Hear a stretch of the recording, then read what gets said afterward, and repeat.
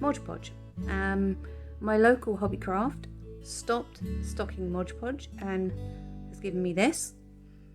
Now I like to use the matte Mod Podge, and this is a matte all-in-one glue, sealer and finish, and the Mod Podge is a water-based sealer, glue and finish. So technically they should be the same thing, but I've been having some problems in that I use this for making quite a lot of my models, and it's perfect. It's been perfect for all my needs for quite a long time. And I've been experimenting using this on another one of my models, and I'm not a big fan. Now, it might be because I'm using book pages, and it might be because it's not designed to be used for book pages. It's designed to be used for these papers. So what I thought I would do today is, as a carry-on from my previous craft challenge, which if you haven't seen, do go and take a look. This challenge is less of a challenge but more of a product test, really. I am going to use a couple of my coasters that I have remaining, and I'm going to use the proper Decopauge papers, and one I'm going to use Mod Podge, and one I'm going to use the Hobbycraft Decopauge medium. Oh crikey, I'm just curious to know whether or not this works well with the papers, because if it's better than the Mod Podge for the papers, then you know it's still worth getting. But yeah, we shall see, shall we? So I have got lots of little bits of paper, and I'm just going to tear them up. Lots of little tiny bits of leftover bits. And yeah, I do keep all my tiny bits because I'm a hoarder. I'm a craft hoarder. How many other people are craft hoarders? Yes, I've got tiny squares from previous projects just tucked in there. I don't like throwing away craft equipment. You never know when you're going to need something. You never know when something just might be useful. Like now. The first time I tried using these papers was in a craft cafe, and I was just amazed at how well mixing the papers up worked. So I'm just going to get something to cover the surface here.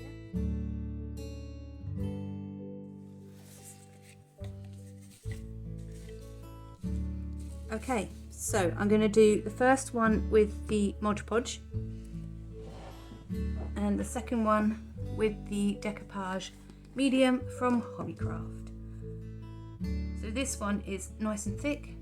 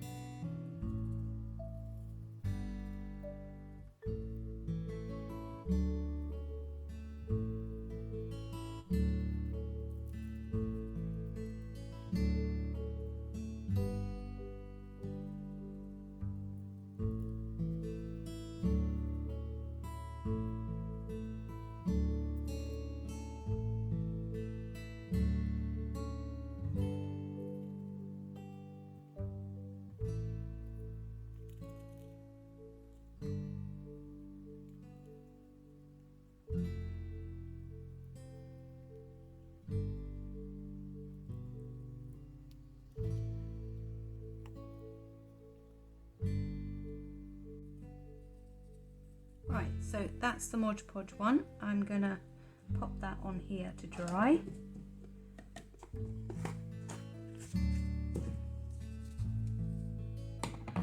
And we'll move on to the Hobbycraft one. So what I've noticed is that this one is very, very runny. And it stays damp for a lot longer. You can see as I put it on, it's just, ugh.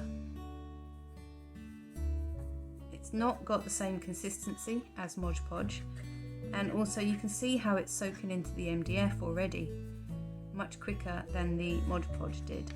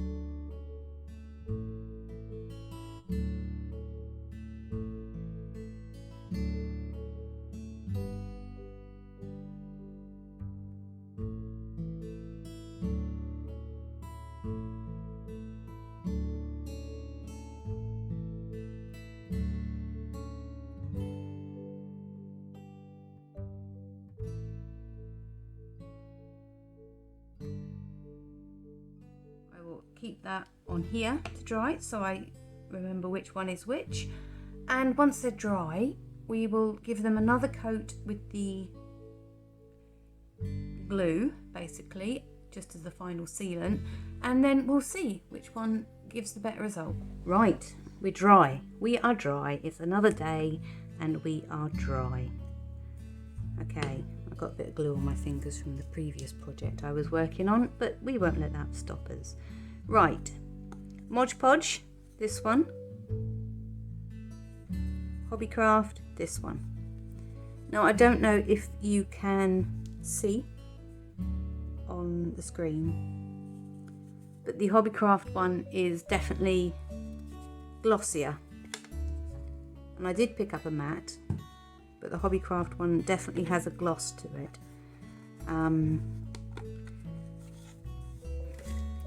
And I can't see any, let me just get these out of the way. I can't see any real issue with the coverage now it's dry. Where'd it go? The Hobbycraft one does seem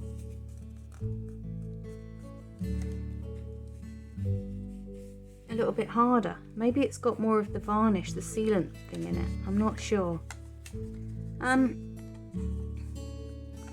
This one, the Hobbycraft one, took ages to dry. I went back a couple of hours after I'd finished it, and this one you could touch it, the Mod Podge one you could touch it and it was fine, but this one was still damp. Now has it got more wrinkles?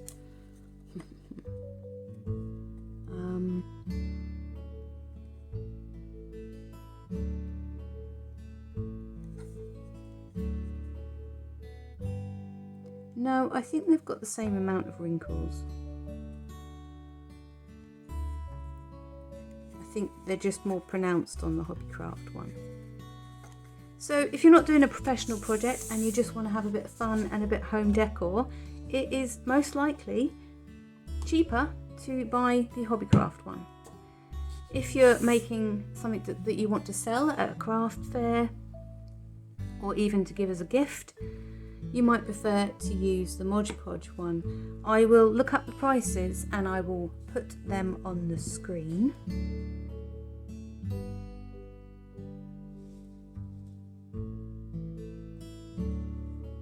and the sizes of these are different. This one is 236mm. This one's 450. So if I can do a price comparison for the larger size Mod Podge, then I will. Yeah, so my theory is this. For using the Mod Podge on a coaster, on a piece of MDF, with the same materials,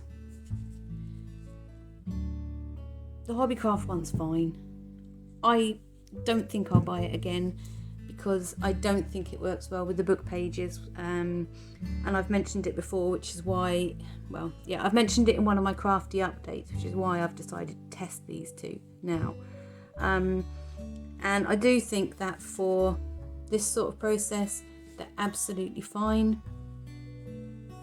So I kind of just wanted to add in conclusion that the Hobbycraft medium has far more of a gloss finish than the Mod Podge version, and I can't really tell any other difference on the finished result. I definitely didn't enjoy using this one. It was very runny, very watery, and it made my fingers quite cold, and whilst I was working on it, and I almost had that kind of wrinkly effect that you get on your fingers after you've been, you know, doing the washing up or having a bath. And yeah, I really didn't like this one, but it's perfectly fine for beginner projects, but I would definitely stick with the Mod Podge because it's far more versatile for all of my needs. Thank you for watching. I do hope you've enjoyed this little comparison video. I haven't done one of these before. So yeah, give me a thumbs up if you've got this far, and leave me a comment if you've got any suggestions.